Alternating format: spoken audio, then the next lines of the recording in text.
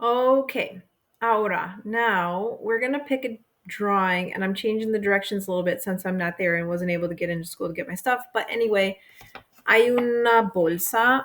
I've sent one down to the sub down in the IHM, and I'm sending one to the classroom. So you're going to pass this bag around and pick a piece of paper out of it. Whatever paper you get, you're going to have a subject and you're going to have a noun. Right here, I have a magazine, and on the back side, I have mi novia. What you're going to have to do is write a phrase, escribe una frase para indicar lo que compró una persona. So tell me what somebody bought. And so you have to tell me what mi novia, what your girlfriend bought, and when she bought it. And I'm telling you what she bought on your paper. So a magazine. So you have to remember, ¿cómo se dice magazine en español? Una revista.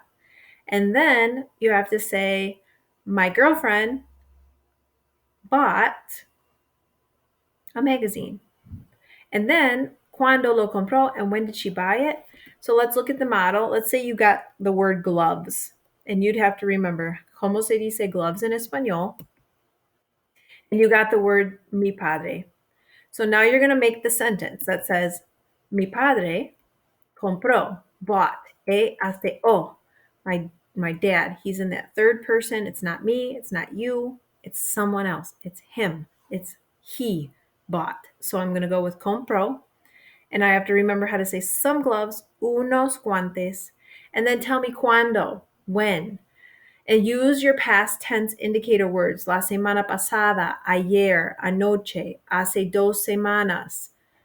Get that sheet out. Use something that you think maybe people need to be challenged or reminded of. Okay, so you're writing one statement down. Once you write that statement, you're going to read the statement to another student without telling them when the person bought the article. So your friend is going to have to ask you when that person bought it. So that they'll listen very carefully to who you're talking about so that they can conjugate their verb correctly, and the what they bought so that they know what direct object pronoun to use. So if I said, mi padre compró unos guantes, and I left the time phrase out, I told you, my dad bought some gloves. Your partner would be forced to say, when did they buy them? And so this part, the los, reflects the guantes. And so this los will change depending on what item you got on your slip of paper. If it was the magazine, like I pulled out of the bag, mi padre compró una revista, then we couldn't use los. We would have to say la, because revista is feminine and singular. But I could still use compró because mi padre, mi novia, they're people that are one person, not including me or you. So I can still use that third person ending. But if there's a different subject here, your verb might change. You have to be careful. For example, if I said, I bought some gloves, yo compré, you would have to ask me, when did you buy them? And change compró to compraste in the to form. When did you buy them?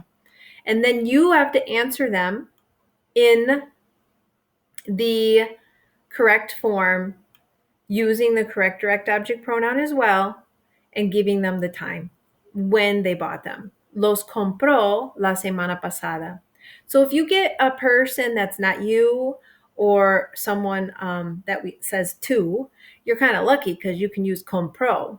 But if you have a different subject like yo or tú or ellos, you have to think about which form of the verb to use. Okay? Good luck with that. I want you guys to pause this video, erase your time thing, give your phrase to someone else or a couple other people, and see if they can get the correct direct object pronoun. And then for you to reveal when it was that you bought them using your direct object pronoun as well.